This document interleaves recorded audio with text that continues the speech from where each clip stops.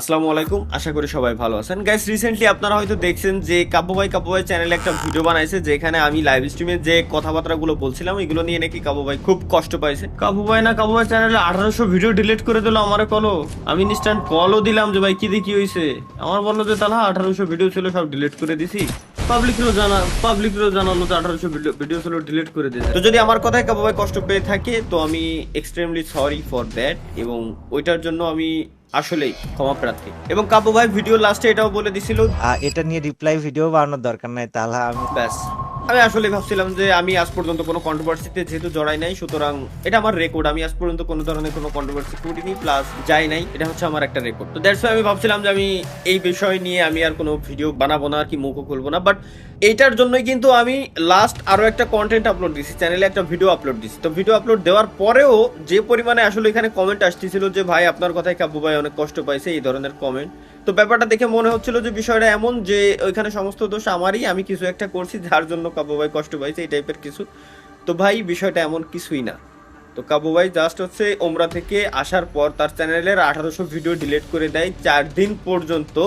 আপনারা কেউ জানতেনই না যতক্ষণ না পর্যন্ত আমি এই ব্যাপারে একটা ভিডিও বানাইছি। ভিডিওটা কি আমি এমনি বানাইছিলাম ভাই? এটুকু কি বুঝেন না? আমি তখন কল দিলাম যে ভাই আপনার চ্যানেলের ভিডিও সব কই। দেন আমার কাব্য ভাই অনেক ধরনেরই কথা বললো যে তাহলে আমার লাইফে কি চলতেছে তোরে আমি ভাইয়া বুঝাইতে পারবো না, তো এই জন্য ভিডিও যা ছিল সব ডিলিট করে দিছি, আমি আর এই ভিডিও পাবলিক করবো না, এই টাইপের কথাবার্তা। ঠিক আছে, তো দেন আমি ভাইরে বললাম যে তাইলে কি আপনার অডিয়েন্সরে জানানো দরকার নাই এই বিষয়ে? দেন কাবু ভাই আমার বললো ঠিক আছে তাহলে তুই জানাই দে। দেন আমি জিনিসটা জানাই দিলাম আপনাদেরকে স্টোরির মাধ্যমে।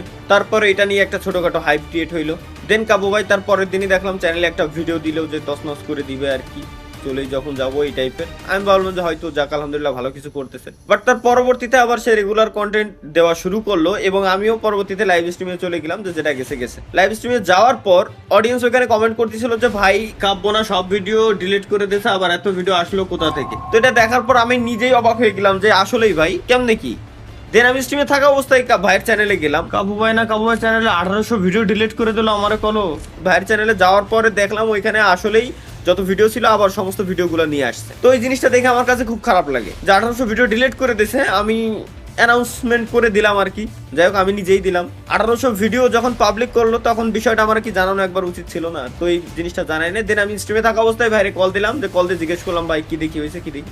দেন ভাই আমার জানালো যে তালহা আসলে এইটা অনেক কিছু ঘটে গেছে, অনেক কাহিনী ঘটে গেছে, যার জন্য আমি আবার ভিডিওগুলো ফেরত নিয়ে আসছি, দেন আবার পাবলিক করছি।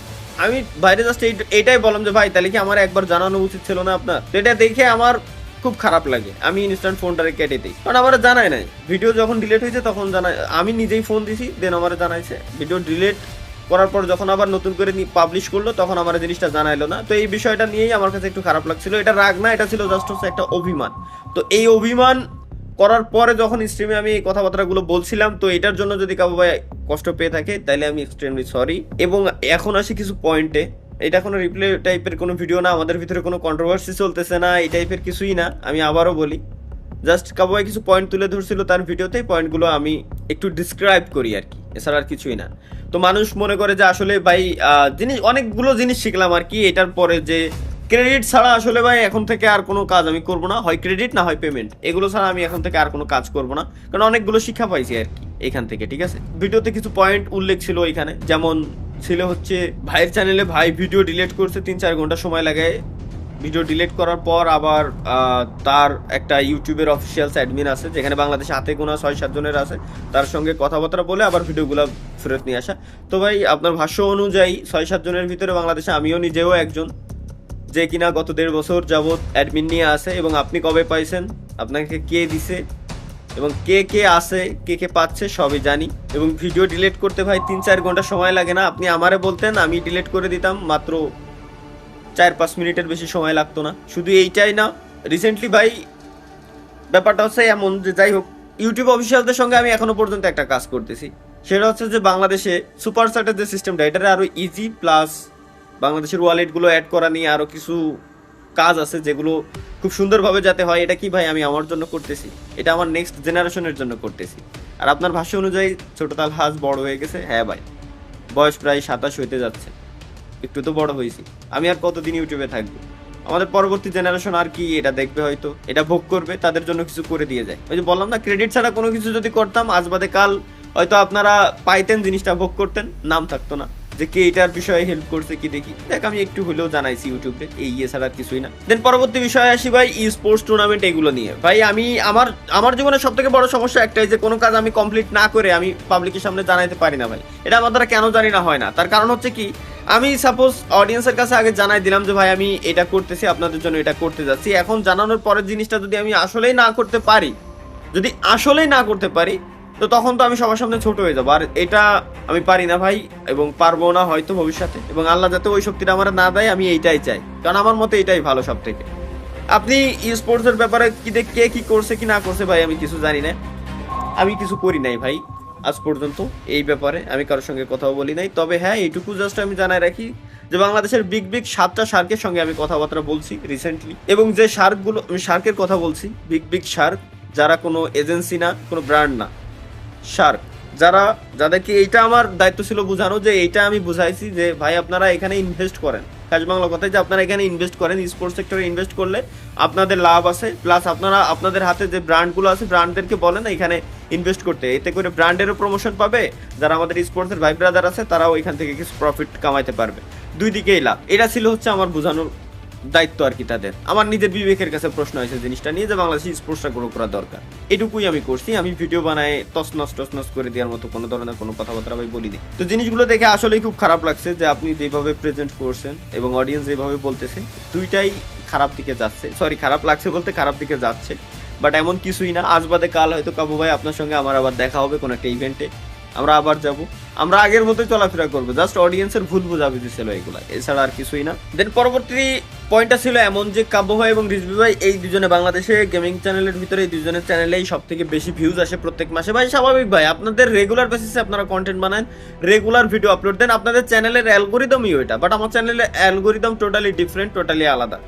আমি যদি বলি, আপনারা রেগুলার ভিডিও তৈরি করেন, রেগুলার আপলোড দেন, রেগুলার গেম প্লে ভিডিও আপনারা আপলোড দেন, বাট আমারটা একটু উল্টা ভাই। আপনারা সরল পথে চলেন, সবাই গেম প্লে ভিডিও আপলোড দেন। বাংলাদেশের 90% ক্রিয়েটরই এই দিকে যায়, এক কথায় সরলভাবে গেম প্লে ভিডিও আপলোড দেয়। বাট আমারটা একটু ডিফারেন্ট ভাই। আমারটা ডিফারেন্ট কেন? আমার হচ্ছে উল্টা, আমার মরা লাগে ভাই। কারণ আমার অডিয়েন্স আমাকে ওইভাবেই দেখছে, শুরু থেকে ওইভাবে দেখে আসছে। ভিডিওতে বোকা আসতে আমার কাছে খুব ভালো লাগে, রিয়েল লাইফের কথা আলাদা। ভিডিওতে যত বোকা আসবো আমার অডিয়েন্সের কাছে আমাকে তত বেশি ভালো লাগে। আমি এটাই এখনো পর্যন্ত করতে আমার ভালো লাগে, আমি ওইটাই করি। আমার অডিয়েন্স যাতে শুরু থেকে যেভাবে দেখছিল ওইভাবে যাতে আজীবন দেখে যাই, আমি ওইটাই চাই। আমার চ্যানেলের অ্যালগোরিদমই এটা, আমি এইভাবে চলে। এমন না যে আমি একটা গেম প্লে করলাম, ভিডিও বানাইলাম, দেন আপলোড দিয়ে দিলাম ইনস্টা। আমার দ্বারা এটা হয় না ভাই। আমার একটা ভিডিও বানাইতে আমার দ্বারা আমার থাম্বনেইল এডিটর আছে, তার হাত খরচ চলে টুকটাক আর কি, ছোট অ্যামাউন্টের। দেন ভিডিও এডিটর আছে, একটা না, ভিডিও এডিটর তিনজনের হাত খরচ চলে। হাত খরচ যেটা চলে সেটা দিয়ে তার সংসারও চলে আর কি, এমন একটা হাত খরচ। কারণ ইউটিউবের আমার যে ইনকাম আসে এটা আমার কাছে থাকে না, টোটালি চলে যায় এই দুই পার্টির কাছে। তো একটা ভিডিও বানাই, এডিট করে A to Z আমার ইউটিউবে আপলোড দিয়ে এসইও কমপ্লিট করে সবকিছু দিতে আমার মিনিমাম সময় লাগে 4 থেকে 5 দিন একটা ভিডিও যাইতে। এই কারণে আমি রেগুলার ভিডিও বাই দিতে পারি না, এটা আমার দ্বারা হয় না ভাই। কেন জানি না হয় না, আমি আজ পর্যন্ত এত চেষ্টা করছি, এখনো পর্যন্ত পারিনি। আর এগুলো করার কারণ হচ্ছে কি ভাই, ব্র্যান্ড কোয়ালিটি চাই, কোয়ান্টিটি চায় না। কারণ ব্র্যান্ডের যত আমি সুন্দর কোয়ালিটি দেখাই, তো ব্র্যান্ড আমাকে স্পন্সরশিপে তত বেশি অ্যামাউন্টই দেয়। এটা হচ্ছে সত্য কথা। আমি বছরে একটা স্পন্সরশিপ যদি করি এনাফ আমার জন্য। এবং ভিউজের কথা যেটা বলতেছিলাম, যে এই কারণেই আমার ভিউজ আসে না। এর আগেও একবার চ্যালেঞ্জ ছিল ভিউজ আনার, তো এটা আমি কমপ্লিট করে দেখাইছি। এখনো পর্যন্ত যদি আমি চ্যালেঞ্জ করি, আমি আবারও কমপ্লিট করে দেখাইতে পারবো। বেশি না, আমি সপ্তাহে যেখানে একটা কন্টেন্ট দেই সেখানে আমি জাস্ট 3টা দিয়ে দেখাবো। 3টা ভিডিও আমার ইউটিউব এবং ফেসবুক দুই জায়গায় যাবে। এভারেজে ভিডিও ভিউজ 2 মিলিয়ন থেকে কিছু না হলেও ভাই 2 মিলিয়ন থেকে 3 মিলিয়ন ভিউজ আসবে স্বাভাবিক, যদি আমি ক্লিকবিট টাইটেল আর ক্লিকবিট থাম্বলাইন আমি ইউজ করি তো। বাট ওটা আমি পারি না ভাই, ক্লিকবিট থাম্বলাইন, ক্লিকবিট টাইটেল এটা আমি ইউজ করতে পারি না। যেটা আমার ভিডিওতে আছে আমি ওইটাই দেখাই, অডিয়েন্স আমাকে সরল সোজাভাবে দেবে, এইটাই চাই আমি, এছাড়া আর কিছুই না।